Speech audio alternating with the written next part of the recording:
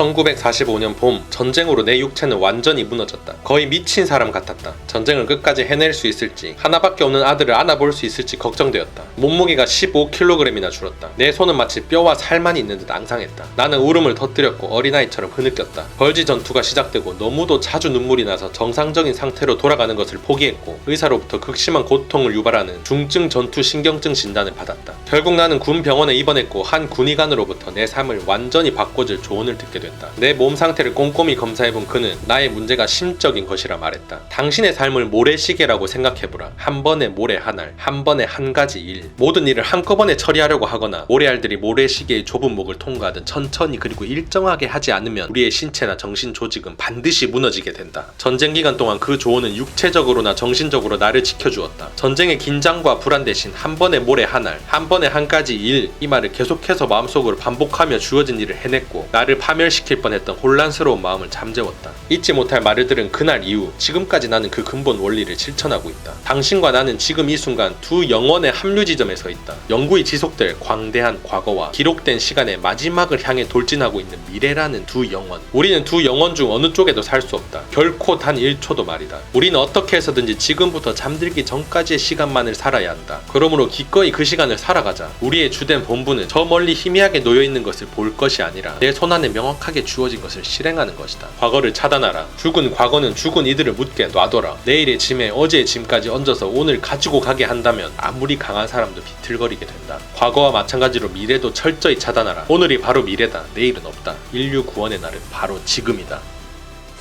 반갑습니다. 도쿄형님입니다. 과거에 대한 후회와 미래에 대한 걱정에 압도될 때면 그저 모래시계에 모래 한 알이 내려가는 것처럼 지금 내 앞에 놓여진 이 한 가지 일에만 집중해 봅시다. 굴러가며 점점 커지고 있는 걱정의 눈덩이를 일단 멈춰 세워보자는 말이죠. 이 과정이 지속되면 시간이 흐르면서 눈덩이는 자연스레 작아질 것이고 방황하던 마음을 다시 평화를 되찾게 될 것이라고 저자는 조언하고 있습니다. 이어가 보시죠.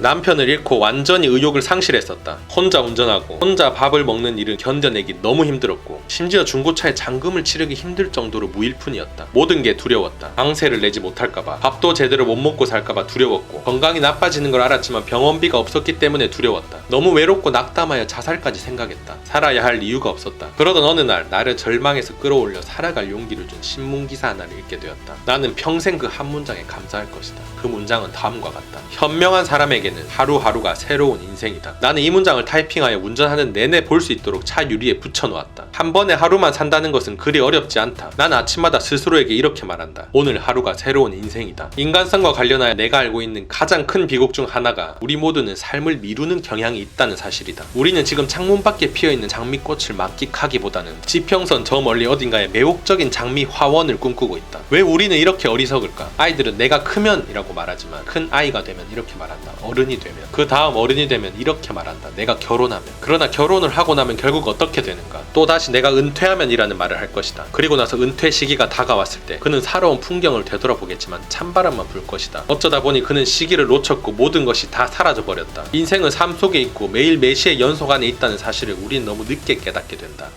오늘 즐겨야 할 내 인생을 뒤로 넘겨버리면 절대 그 시간이 다시 돌아오지 않습니다. 지금 영상을 보는 이 순간에도 우리 삶은 실시간으로 흘러가고 있단 말이죠. 복잡하게 생각하지 말고 오늘 하루만 확실하게 살아봅시다. 우리가 보낸 오늘 하루가 모여서 미래가 된다는 사실을 절대 잊지 맙시다.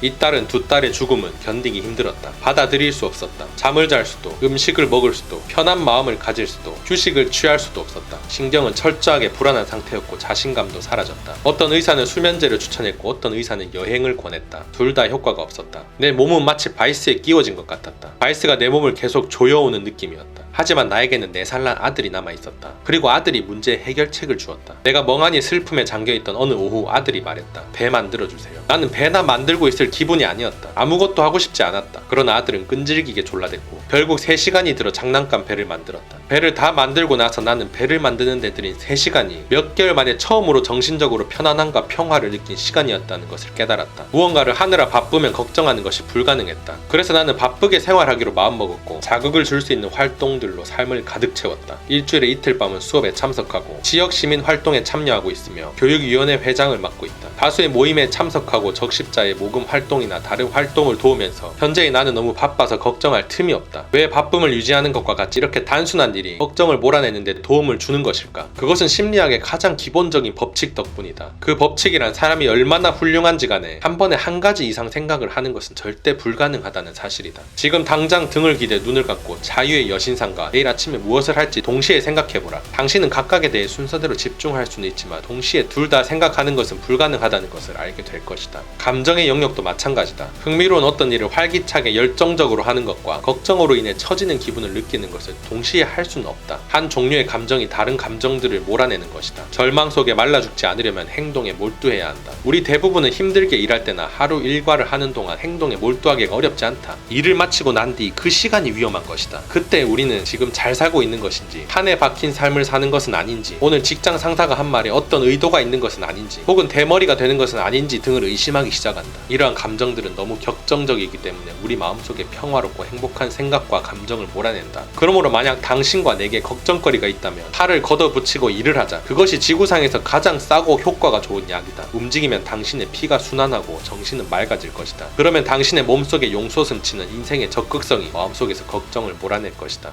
그럼에도 불구하고 걱정과 불안이 진정되지 않는다면 이제 비장의 카드를 꺼냅시다. 적극적으로 바쁘게 무언가를 해보는 것이죠. 책의 사례처럼 모임에 나간다거나 프라모델을 조립하는 것도 물론 좋고, 그 외에도 자신만의 취미에 몰두한다거나 새로운 무언가를 시도하는 등의 다양한 경험이 걱정을 몰아내는데 무조건 효과가 있을 것이라고 저자는 조언합니다. 생각해보면 그럴 수밖에 없죠. 인간이라는 동물이 절대로 두 가지 생각을 동시에 할 수 없게 머리가 구성되어 있는데 다른 한 가지 생각에 몰두해 있으니 자연스럽게 쓸데없는 생각을 못하게 되는 겁니다. 단순하지만 아주 확실하고 효과적인 걱정관리법이죠. 우리는 10초 전에 일어난 일에 대한 결과를 바꾸기 위해 무언가를 할 수 있다. 하지만 그때 일어난 일 자체를 바꾸는 것은 불가능하다. 과거가 건설적일 수 있는 유일한 방법은 과거의 실수에 대해 차분하게 분석하고 그것들로부터 교훈을 얻은 다음 잊어버리는 것이다. 어느 날 아침 과학실 수업 시간, 우유 한 병이 교탁 가장자리에 눈에 띄게 놓여 있었다. 우리는 선생님이 우유를 가지고 뭘 할지 궁금해했다. 그러다 갑자기 선생님이 자리에서 일어났고 우유병을 개수대에 던져버렸다. 그리고 이렇게 소리쳤다. 잘 봐라. 앞으로 살아가면서 이 교훈을 절대 잊지 마라. 우유는 이미 배수구로 빠져나갔다는 게 보일 것이다. 아무리 야단 법석을 떨고 머리를 잡아 뜯어도 단 한 방울의 우유도 다시 돌아오지 않는다. 조금만 주의를 기울이고 조심했다면 우유가 쏟아지지 않았을지도 모른다. 하지만 이미 늦었으니 우리가 할 수 있는 일은 이제 그것에 대해 생각하지 말고 잊어버리고 다음 일로 넘어가는 것이다. 이 짧은 설명은 4년 동안 고등학교에서 배웠던 그 어떤 것보다 현실 생활에 도움이 되었다. 그것은 가능하면 우유를 엎지르지 않는 법과 일단 우유가 쏟아져 하수구 구멍으로 사라지고 나면 완전히 잊어버리라는 가르침이었다. 어떤 독자들은 쏟아진 우유 때문에 울지 마라는 진부한 격언을 가지고 그렇게 야단이냐며 호웃음을 칠지도 모른다. 나도 이 표현이 진부하며 개성없고 상투적이라는 걸 알고 있다. 하지만 이렇게 진부한 격언들은 오랜 세월을 거치며 농축된 지혜의 본질을 가지고 있다는 것 또한 알고 있다. 그 격언들은 인류의 치열한 경험으로부터 얻어진 것들이고 여러 세대를 거치면서 전수되었다. 우리가 이 격언에 코웃음 치는 대신 삶에 적용하기만 한다면 우리에게 이 책은 전혀 필요 없는 것이 된다. 지식이라는 것은 적용하기 전까지는 효력이 없다. 이 책의 목적도 당신에게 새로운 어떤 것을 알려주는 데 있지 않다. 이 책의 목적은 당신이 이미 알고 있는 것을 일깨워주고 그것을 삶에 적용하도록 자극하는 데 있다.